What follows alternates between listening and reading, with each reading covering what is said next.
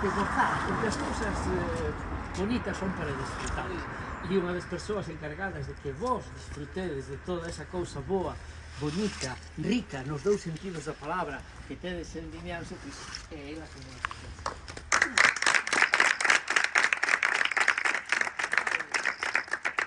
Moi bo día, chicos, que dá gustos bonitos, que bonitas son eles. É o bonito que é esta xuventude. Mira que guapas, que morenos, morenos aí, verdad? Que serios, algún serios. Bueno, pois nada, Avelino, moitísimas gracias unha vez máis por acompañarnos aquí en Vimianzo. Moitísimas gracias a vos, porque son experiencias, eu creo que hai que aproveitar, un día especial, gracias tamén á dirección, do IES Terra de Soneira, así que nada, hai que aproveitar todas estas oportunidades que son, sempre son oportunidades que enriquecen e que son experiencias que non se poden olvidar e, sobre todo, disfrutando do noso patrimonio e da nosa contorno. Así que un placer, Avelino, moitísimas gracias. Un placer, Avelino. Gracias.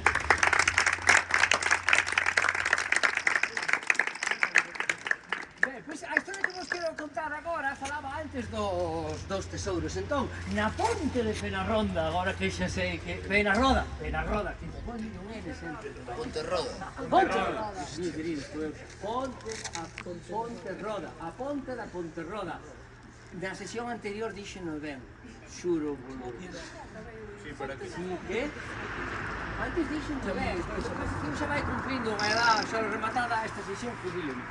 Entonces, na Ponterroda, ai, na Ponterroda, eu supoño que vos nas vosas casas, que sodes de aldea, que non vivades nestes pisos, teredes pola casa, teredes aí na jaliña, se teredes pitas. Pois contan que na Ponterroda, ti tes, dixete así, quen dixe así? Ti tes pitas? Sí, pitas. Pitas, gustan as pitas? No, as jaliñas, os ovos. As jaliñas non che gustan? No. Nin el consomé. Un consomé en caldo tampouco. Ah, vale. Pois, na Ponterroda había unha raparija como vos, porque na idade que vos tedes, nos tempos en que se fixeron estas historias, unha raparija ou un rapaz da vosa idade xa era xente feita. E ali tiñan un jaliñeiro no que había unha jaliña con 7 pitos. E aquela raparija daquela casa da Ponterroda non lle gustaba nin as jaliñas nin os pitos. Non se sabía por qué as jaliñas, entre outras cousas, ademais de plumas, tamén teñen fiollos. E a ninguén lle gusta andar con fiollos na cabeza. Será por iso a ela dabanlle noxo.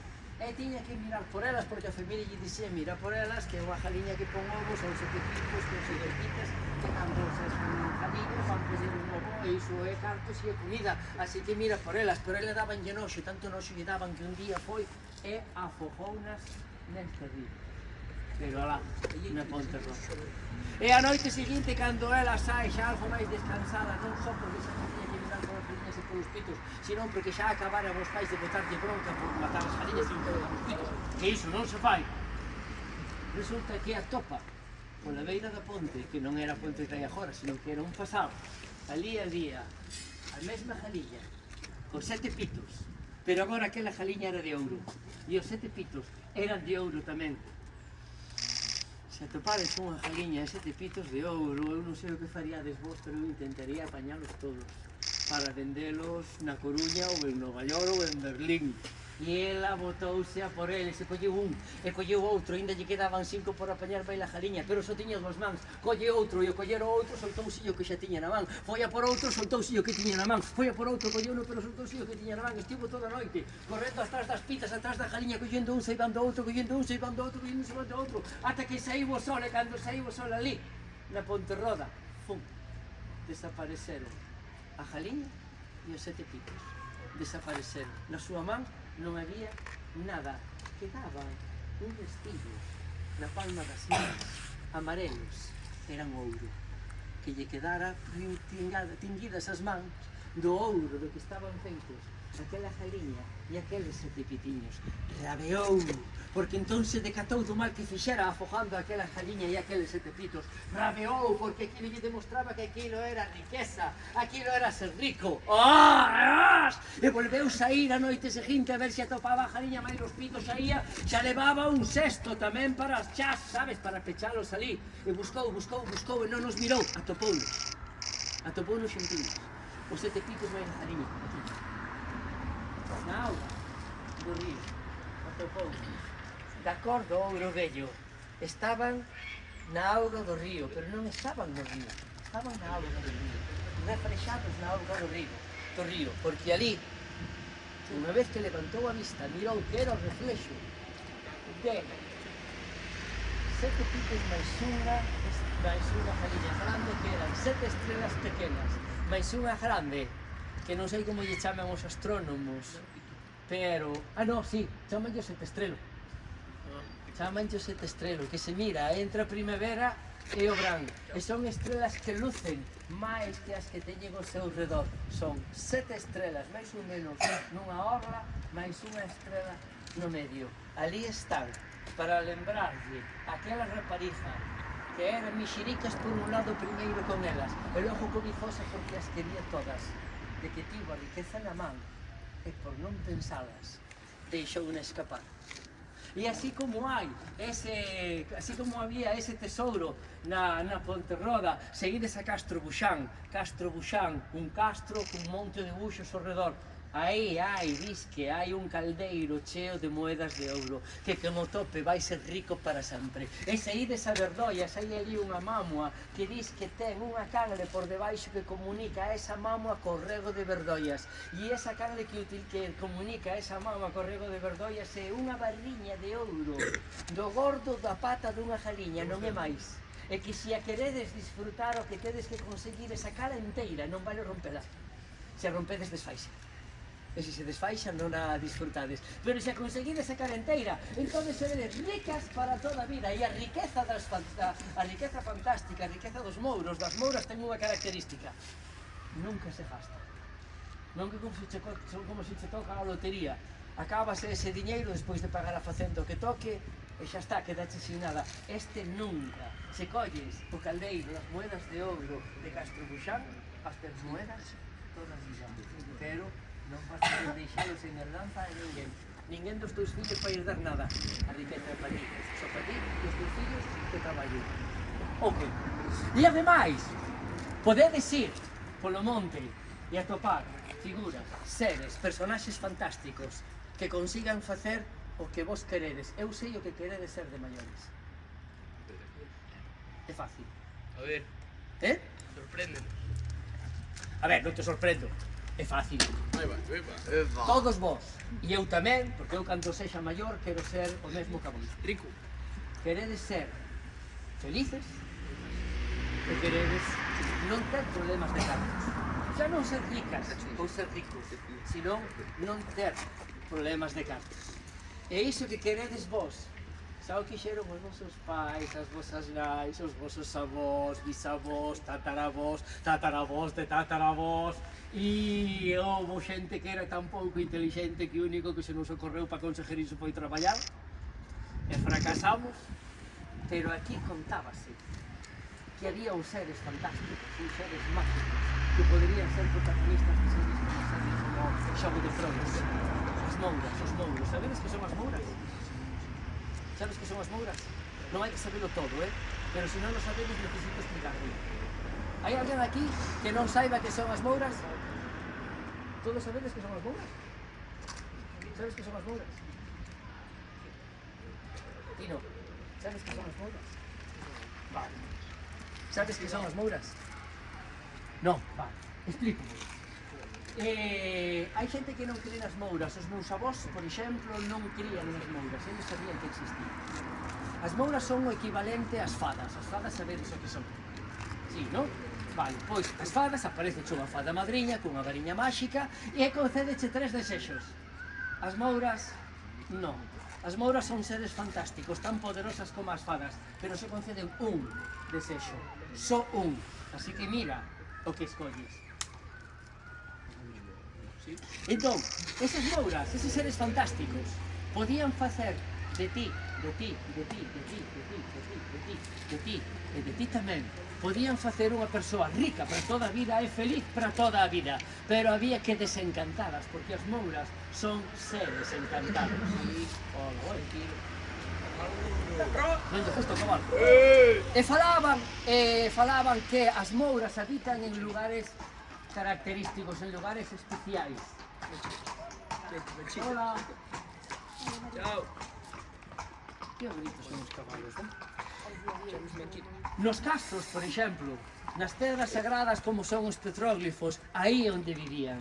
E cando había canteiros traballando no monte, a rapazada nova que traballaba en canteiría, iso pasaba tamén na miña parroquia, roubaban dinamita para ir a estes sitios máxicos, meterlles un barreno de dinamita, reventalo para intentar chegar ao tesouro que aí estaba agochado como o caldeiro das moedas de Monte Torán.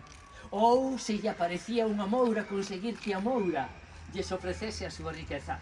Porque as mouras aparecían ben saídas dun regato, e se saían dun regato saían non con pernas, senón con rabo de cobra, de peixe. E se saían do monte saían con rabo de cobra. E saían a peitearse a luz da lúa.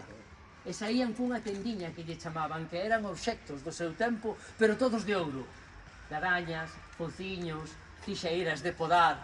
Agora mesmo, se aparecera unha moura, igual se aparecía a ti, ou a ti, ou a ti, aparecería, pois, cun teclado de ouro, cun rato de ouro, ou cun molde de ouro.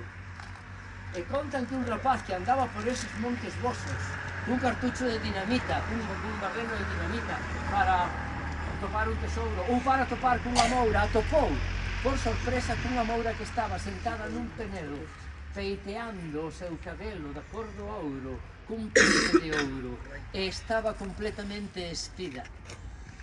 Pero non se lle miraba nada que non se debera mirar, porque o seu cabelo era longo abondo para tapar, porque non se debía mirar. Estaba despistada, non se deu conta de que chegaba aquel rapaz que polo día traballaba na canteira e pola noite buscaba tesouros ou buscaba mouras. E o rapaz quedou aglaiado, apampanado, mirando para aquela mulleriña, aquela raparixa nova, guapa e toda de ouro. Aquilo era riqueza e era felicidade. E cando a raparixa se decatou, parou, mirou para ele e preguntoulle o que sempre preguntan as mouras: se vos aparece unha moura, vai vos preguntar o mesmo que lle preguntou a él. Preguntoulle: gustache a tendiña? E el, que sabía como había que falar cas mouras, non lle contestou: si, gústame as tixeiras, ou gústame a jadaña, ou gústame o cruciño. Contestoulle: gústame a tendiña e maila tendedeiriña. Se dixera que lle gustaba un obxecto en concreto, quedaría como un cobizoso. E os mouros, as mouras, non lle gusta a xente cobizosa. Se el contestase iso, ela desaparecería e el quedaría pobre e infeliz para toda a vida. Pero como contestou ben, ela contoulle que ela ser era unha rapariga como a vos, do vosso tempo, como a vos, pero que berrara canai, tanto como a vos berrades canai de vez en cando, pero berrara tanto, que a nai o que fixo foi botarlle un malfado a ela e convertela en cobra para toda a vida, e máis do que unha persoa normal vive, condenada a vivir en forma de cobra e debaixo da terra. E só podería sair nas noites de lúa a peitearse o luar, ca esperanza de que aparecese alguén, home ou muller. As mouras non fan distinción de xénero, e se alguén fose quen de romperlle o fado, entón sí que recuperaría a forma de muller, con pernas. E a esa persoa que lle rompese o fado, ela aportaríalle un tesouro que non se agotaría na vida, e ela casaría, ou sería parella dela, co que ademais de ser rico, sería feliz para toda a vida, que é algo que a mí me gustaría conseguir en algún momento. E entonces ela preguntoulle si él estaba disposto a asumir ese reto de queresme desencantar, e el dixo, si yo. Entón ela dixo, che, pero non é tan fácil. Has volver daqui a un mes e has ser puntual, has chegar co último, non has chegar máis tarde que o último raio do sol da tarde. Se chegas máis tarde xa non aparece.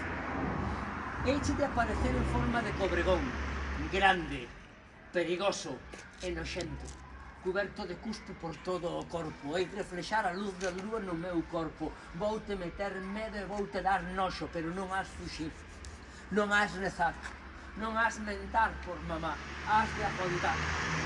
E a jabear polo teu corpo para arriba cun carabel na boca. E hasme quitar ese carabel da boca cun bico. E se o faz, eu recuperarei a miña forma, eu casarei contigo, eu darei o meu tesouro, e a ser feliz para toda a vida, e a ser rico para toda a vida. Aceptas? Ti aceptarías? Ti aceptarías? Ti aceptarías? Ti aceptarías? Ti aceptarías? Ti aceptarías? Ti aceptarías?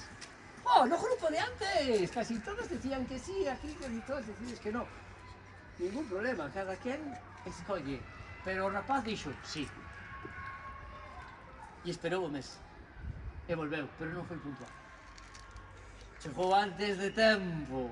Plantouse ali no sitio onde estuvera daquela cos dous pés ali chantados esperando a que se puxera o sol. E cando se puxo o sol, co último raio de sol, ele xa estaba ali posto. Caeu a noite, non se fixo daño. Caeu a modo. E cando xa era noite pecha que só vía a luz da lúa, entón ele escoita un barullo e como do regato que tiña detrás sai aquel cobrejón grande, máis grande do que poidades imaginar, perigoso, un cabezón, os dous dentes de arriba e os dentes de baixo, noxento, porque aquel brillo que tiña que reflexaba a luz do luar era de cuspe, de baba, noxo, e como se achegaba por entre as carrascas, por entre os toxos, por entre as xestas, e se achegaba a el empezou a tremer. E cando aquel cobrejón empezou a subirlle pola perna para arriba, el xa quixo fuxir, como faría calquera persoa normal. Pero non puido, porque o peso do cobrejón tiraba del contra o chan, chantaba o no chan, quixo fuxir, pero non puido. Arrolouxelle por todo o corpo, pasoulle por esta zona do corpo, que non os homes temos algo que se apretas un pouco de justo, pero se apretas moito que dor, aí non lle doeu nada porque o comedo tiña todo metido para dentro. Subiu pola barriga, apretoulle na barriga, apretoulle no peito, apretoulle no pescozo, aí foi cando el quixo berrar, pedir auxilio, chamar por mamá, rezar a Deus, ainda que non crer en Deus, nin fora a misa, pero non puido, porque a presión do corpo daquel cobregón na barriga, no peito, no pescozo, malamente deixaba respirar, non o deixaba botar un son para fora. E puxo selle diante da cara, e diante da cara mirou aquel cabezón de cobregón, acababa caindo, o cuspe caíndo por entre os caíños de abaixo e os caíños de arriba, e atravesados nos caíños de abaixo tiña aquel carabel que él tiña que quitarlle cun bico, e entre os caíños e maila o carabelo que saía era aquela lingua lícida. E se imaginades un bico desa lingua, pois para darvos algo parecido como podería ser bicar esa lingua, pois sería como meter na boca un cacho de alfombra de cuarto de baño con pelos. E pechou a boca. Non podía fuxir, estaba chantado no chan, non podía berrar, estaba afojado. Aquela boca abriuse de todo e achegouse a ele. El pechou a boca e aquela boca meteuse dentro da dele.